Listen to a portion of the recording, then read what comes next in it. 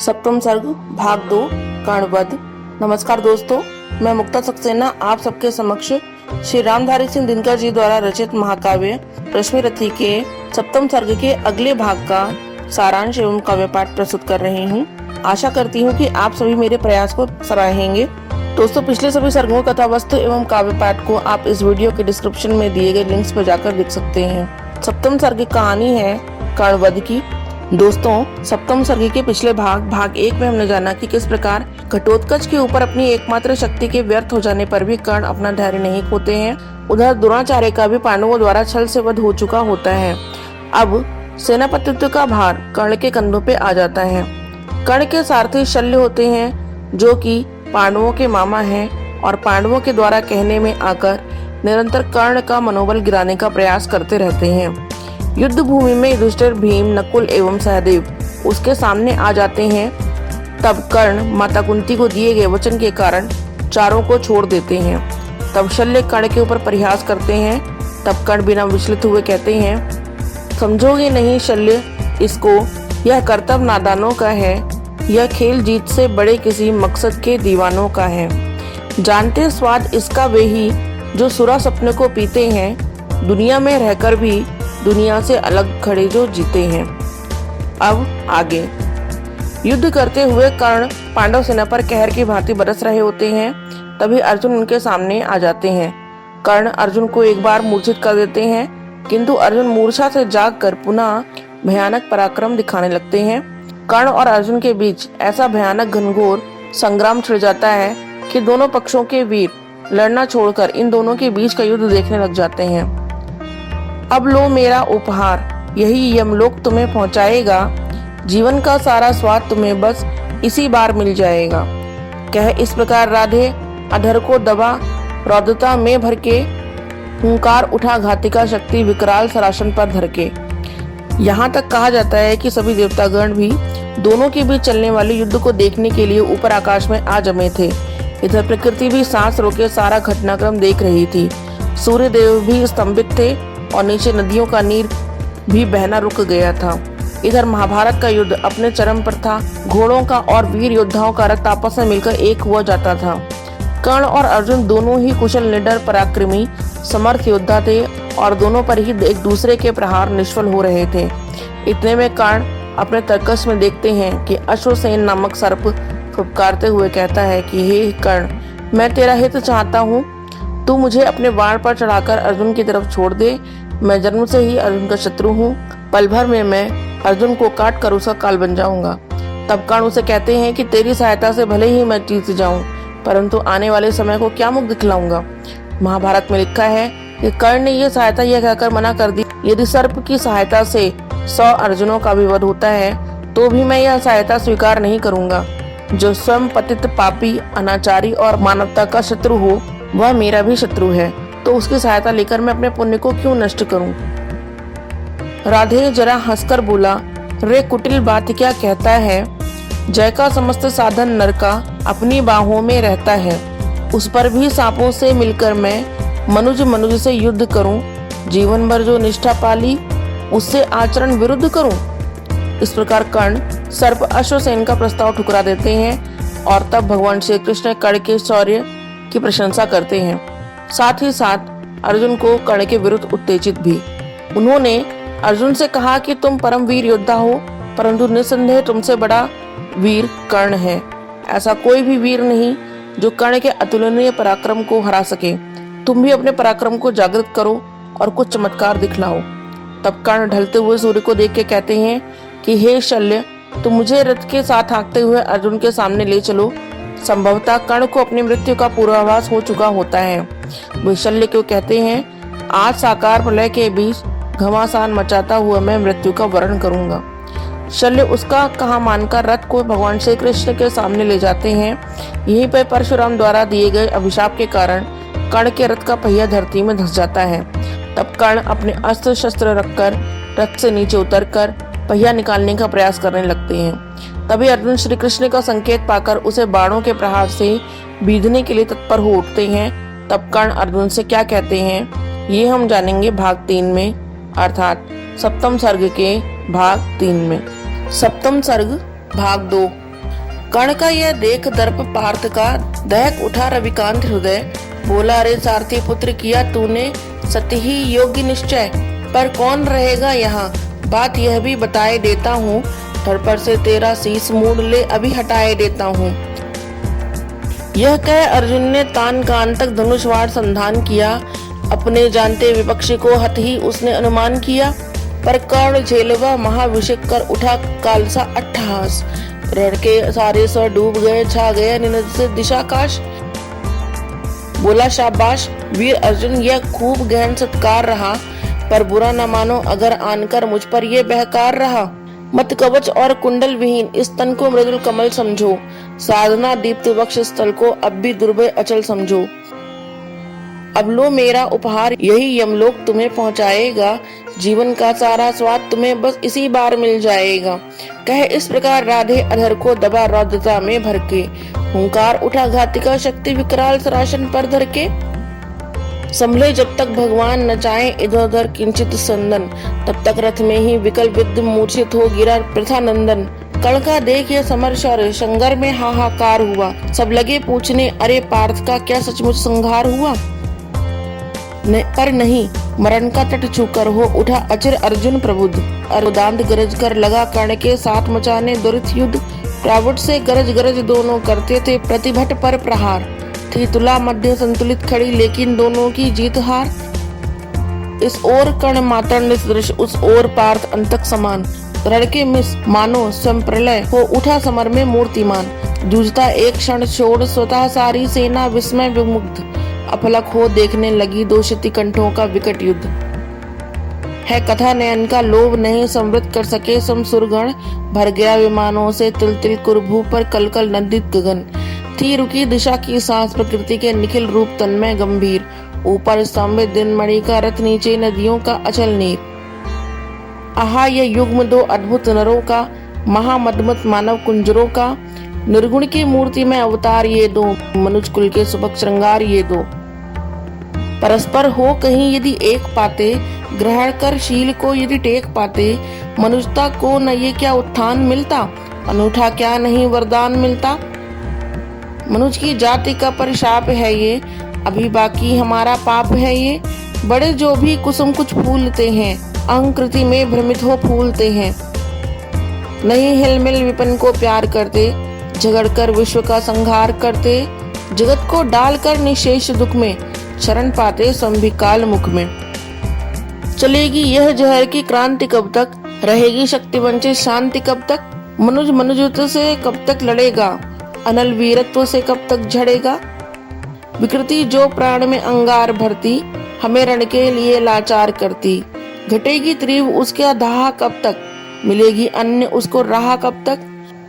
हलाहल का शमन हम खोजते हैं, मगर शायद विमन हम ये खोजते हैं। बुझाते हैं दिवस में जो जहर हम, जगाते फूंक उसको रात भर हम। किया कुंचित विवेचन व्यस्त नर का, हृदय शत भीति से संत्रस्त नर का।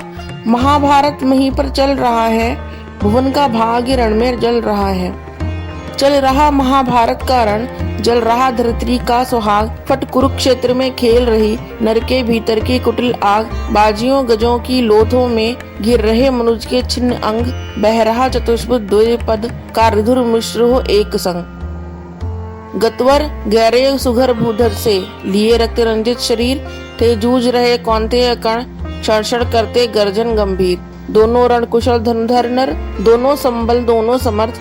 दोनों पर दोनों की अमोघ, थी विशिक वृष्टि हो रही व्रत। ने में सर के कर्ण ने देखा जो अपना निशंग, तरकस में से फुंकार उठा कोई प्रचंड विषधर भुजंग। कहता है कि कर्ण, मैं अश्वसेन विस्तृत भुजंगों का स्वामी हूँ। जन्म से पार्थ का शत्रु परम, तेरा बहुविधि हित कामी हूँ।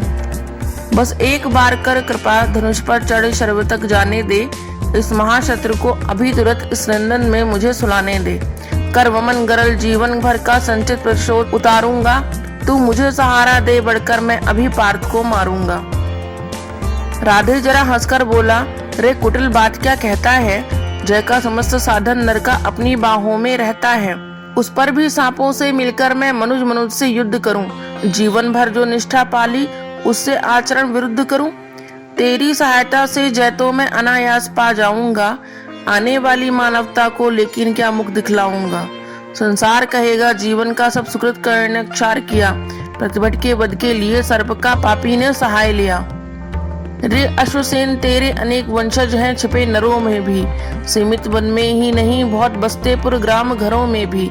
ये नर भुजंग मानवता का पट कठिन बहुत कर देते हैं, प्रतिबल के वध के लिए नीच सहाय सर्प का लेते हैं। ऐसा ना हो कि इन सांपों में मेरा भी उज्जवल नाम चढ़े, पाकर मेरा आदर्श और कुछ नरता का यह पाप बढ़े। अर्जुन है मेरा शत्रु किंतु वह सर्प नहीं नर ही तो है, संघर्ष सनातन नहीं चतुरता इस जीवन भर ही तो है। अगला जीवन किस लिए भला तब हो दवेशांत बिगाड़ू मैं, सांपों की जाकर शरण सर्प बन क्यों मनुष्य को मारू मैं। जा भाग मनुज का सहज शत्रु मित्रता ना मेरी पा सकता, मैं किसी हेतु भी यह कलंक अपने पर नहीं लगा सकता। काको दर को कर विदा कर्ण फिर बड़ा समर में गर्जमान, अंबर अनंत झंकार उठा हिल उठे निर्जरों के विमान। तूफान उठाए चला कर्ण गुपल से धकेल अरि के दल को, जैसे प्लावन की धार बहाए चले सामने के जल को। पांडव सेना भयभीत भागती हुई जिधर भी जाती थी, अपने पीछे दौड़ते हुए वह आज कर्ण को पाती थी। रह गई किसी के भी मन में जैकी किंचित भी नहीं आस, आखिर बोले भगवान सभी को देख व्याकुल हताश। अर्जुन देखो किस तरह कर्ण सारी सेना पे टूट रहा, किस तरह पांडवों का पौरुष होकर असंख्य व लूट रहा। देखो जिस तरफ उधर उसके ही बाण दिखाई पड़ते हैं, बस जिधर सुनो केवल उसकी हुंकार सुनाई पड़ते हैं। कैसी करालता क्या लाघव कितना पौरुष कैसा प्रहार, किस गौरव से यह वीर दरिद्र कर रहा समरवन में विहार।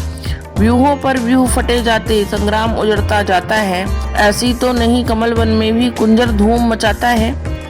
इस पुरुष सिंह का समर देख मेरे तो हुए निहाल नयन, कुछ बुरा न मानो कहता हूँ मैं आज एक चिरगूढ़ वचन।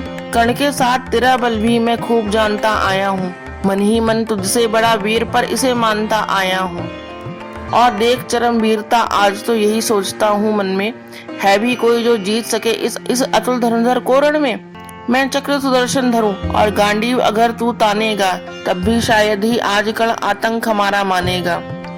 यह नहीं देह का द्वल केवल अंतर्नभ के भी विस्वान, है किए हुए मिलकर इसको इतना प्रचंड जाज्वल्यमान।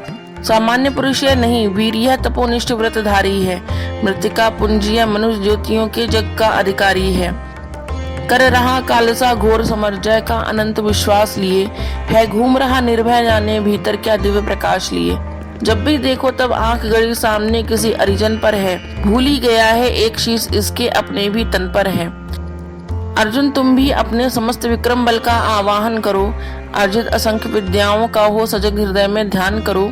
जो भी हो तुम में तेज चरम पर उसे खींच लाना होगा, तैयार रहो कुछ चमत्कार तुमको भी दिखलाना होगा।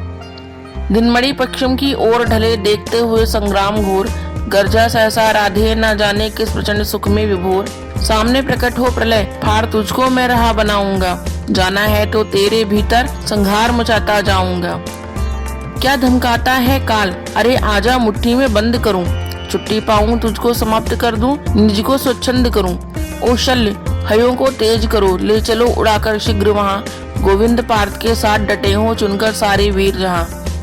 हो शस्त्रों का झंझन निनाद दंतावल हो चिंगार रहे, रण को कराल घोषित करके हो समर शूर हुंकार रहे। कटते हो अगणित रुंड मुंड उठता हो और अंतरनाद क्षण क्षण, झंझना रही हो तलवारें उड़ते हो तिग्मुषिक सनसन। संघार देह पर खड़ा जहां अपनी पैंजनी बजाता हो, भीषण गर्जन में जहां रोड तांडव का डूबा जाता हो। ले चलो जहां फट रहा व्योम मच रहा जहां पर घमासान, साकार ध्वंस के बीच पैठ छोड़ना मुझे है आज प्राण। समझ में शल्य की कुछ भी ना आया, हयो को जोर से उसने भगाया। निकट भगवान के रथ आन पहुंचा, अगम अज्ञात का पथ आन पहुंचा। अगम की राह पर सचमुच अगम है, अनोखा ही नियति का कार्यक्रम है। न जाने न्याय भी पहचानती है, कुटिलता ही की केवल जानती है। रहा दीपित सदा शुभ धर्म जिसका, चमकता सूर्य सा था कर्म जिसका। आभारित दान का आधार था वो, धरती का अतुल श्रृंगार था वो। सुधा जागी उसी की हाय भू को, कहे क्या मेदिनी मानव प्रसू को। रुद्र के पंख में रथ को जकड़कर, गई वह बैठ चक्के को पकड़कर। लगाया जोर अश्वों ने न थोड़ा, नहीं लेकिन महीने चक्र छोड़ा, वृथा साधन हुए जब सारथी के, कहा लाचार हो उसने रथी से। बड़ी राधे अद्भुत बात है ये, किसी दुशक्ति का ही घात है ये। जरा सी कीच में संदन फंसा है, मगर रथ चक्र कुछ ऐसा धसा है। निकाले से निकलता ही नहीं है, हमारा जोर चलता ही नहीं है। जरा तुम भी इसे झकझोर देखो, लगा अपनी भुजा का जोर देखो। हंसा राधे कुछ कर याद मन में, कहा हाँ सत्य ही सारे भुवन में। विलक्षण बात मेरे ही लिए है, नियति का घात मेरे ही लिए है। मगर है ठीक किस्मत ही फंसे जब, धरा ही कर्ण का संदन ग्रसे जब। सिवा राधे के पौरुष प्रबल से, निकाले कौन उसको बाहुबल से। उछलकर कर्ण संदन से उतरकर, फंसे रथ चक्र को भुज बीच भरकर। लगा ऊपर उठाने जोर करके, कभी सीधा कभी झकझोर करके। मही डोली सलील आगार डोला, भुजा के जोर से संसार डोला। न डोला किंतु जो चक्का फंसा था, चला वह जा रहा नीचे धसा था। विपद में कर्ण को यूं ग्रस्त पाकर, शरासनहीन अस्त व्यस्त पाकर। जगाकर पार्थ को भगवान बोले, खड़ा है देखता क्या मौन भोले। सरासर तान बस अवसर यही है, घड़ी फिर और मिलने की नहीं है। मुशिक को ही गले के पार कर दे, अभी ही शत्रु का संहार कर दे। श्रवण कर विश्व गुरु की देश सुनाइए, विजय के हेतु आतुर ऐ सुनाइए। सहम उठा जरा कुछ पार्थ का मन, विनय में ही मगर बोला अकिंचन। नरोचित किंतु क्या यह कर्म होगा, मलिन इससे नहीं क्या धर्म होगा। हंसे केशव वृथा हट ठानता है, अभी तो धर्म को क्या जानता है। कहूँ जो पाल उसको धर्म है ये, हनन कर शत्रु का सत्कर्म है ये। क्रिया को छोड़ चिंतन में फंसेगा, उलटकर काल तुझको ही ग्रसेगा। भला क्यों पार्थ काला हार होता, वृथा क्यों चिंतना का भार होता। सभी दायित्व तो हरि पर डाल करके, मिली जो सृष्टि उसको पाल करके। लगा राधे को शर मारने वह, विपद में शत्रु को संगारने वह। शरों से भेदने तन को बदन को, दिखाने वीरता निशस्त्र जन को। वृश्चिक संधान में अर्जुन निरत था, खड़ा राधे निसंबल विरथ था। खड़े निर्वाग सब जन देखते थे, अनोखे धर्म कारण देखते थे। धन्यवाद।